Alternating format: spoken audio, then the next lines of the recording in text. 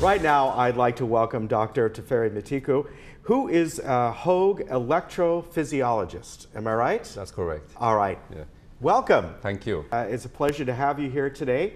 And the main subject that we're going to talk about is atrial fibrillation. Did I pronounce that? I pronounced your name right. That's correct. That counts more. Atrial fibrillation. Yeah, AFib. Let's call it AFib. AFib, yes. Let's talk about first what that is, because it's something we hear about a lot, and you know, the question might be, well, is that a heart attack?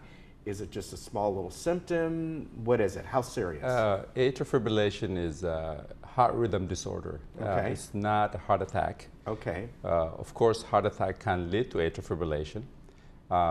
Normally, the heart beats in a synchronized beat between upper and lower chamber, where upper chamber regulates the rate and the rhythm at which the heart beats. Okay. So atrial fibrillation is a arrhythmia of two upper chamber of the heart. We call them atrium. Okay. And is when they are beating chaotically and out of sync to the lower chamber.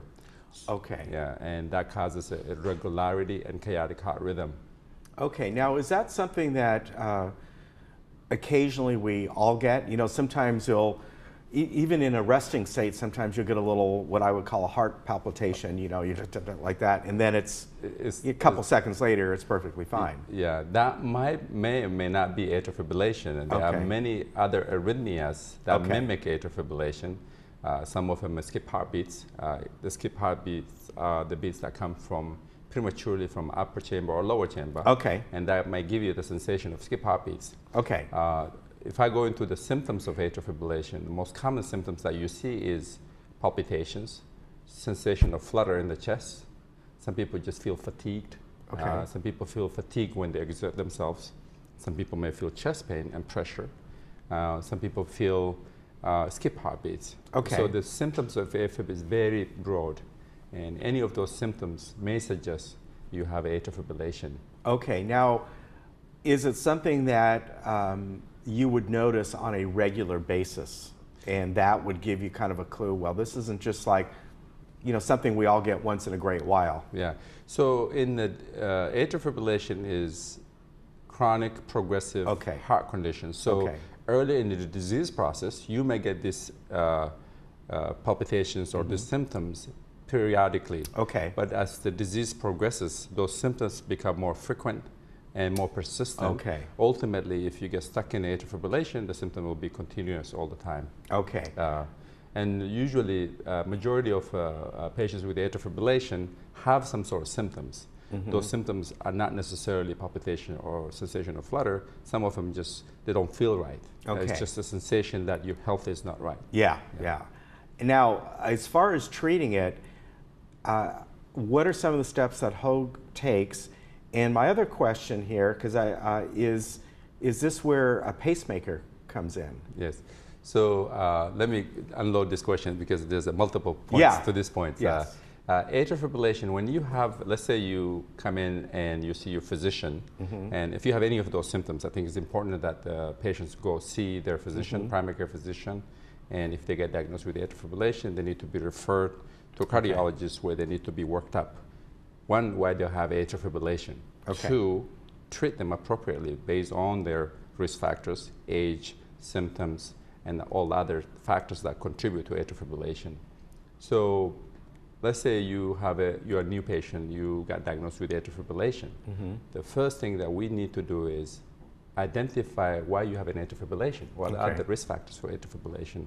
For example, most common reason people have an atrial fibrillation is hypertension, is high blood pressure. Okay. If you have an excessively elevated high blood pressure, you got to treat the disease upstream, which is what caused the disease. Yes. Okay. Not necessarily treating only the symptoms, but also treat the cause of atrial fibrillation. If you have a sleep apnea, if you're overweight, if you consume excessive alcohol, consume other stimulants, all those things need to be factored in. Okay. That's actually more important than just treating the atrial fibrillation itself, because that changes the disease course, that changes the frequency and the burden of atrial fibrillation. So treatment, when we see a patient at Hoag, we assess the patients initially what caused their atrial fibrillation, and once we identify, we correct the correctables.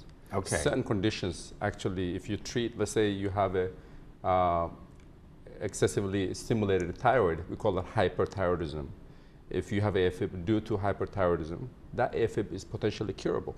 Okay.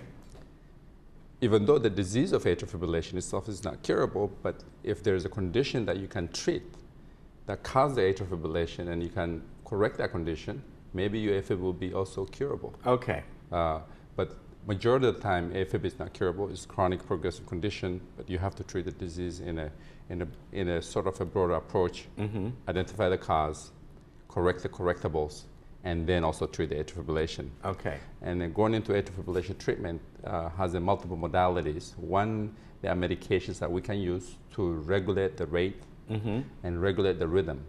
There are medications called rate control medications, beta blockers, metoprolol, atenolol. There are calcium channel blockers medication that we use to slow down the heart rate. Those are just slow down the heart rate at which the heart beats.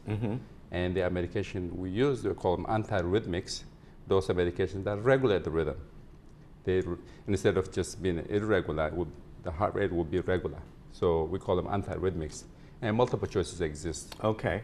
And if those medications fail, maybe you end up needing a procedure called ablation, which is we identify the tissue that's abnormal tissue that's causing the arrhythmia, and we use catheters through the veins in the groin and the neck or arm, go inside the heart and cauterize or zap those abnormal tissues to correct the rhythm. Okay. Would that be, in that case, something that maybe was, could somebody be born with this condition? In other words, it manifests itself much later in their life, but it's something that they're just born with, you know, it's more hereditary. It is, majority of AFib, the way we understand it now, is acquired condition. Okay, all right. It's like if you live healthy lifestyle, eat well, meaning healthy diet, exercise regularly, watch your weight, right, reduce the stress, and all those things are important. If you have a tendency to develop AFib, even you have a genetic predisposition, you may delay the disease onset.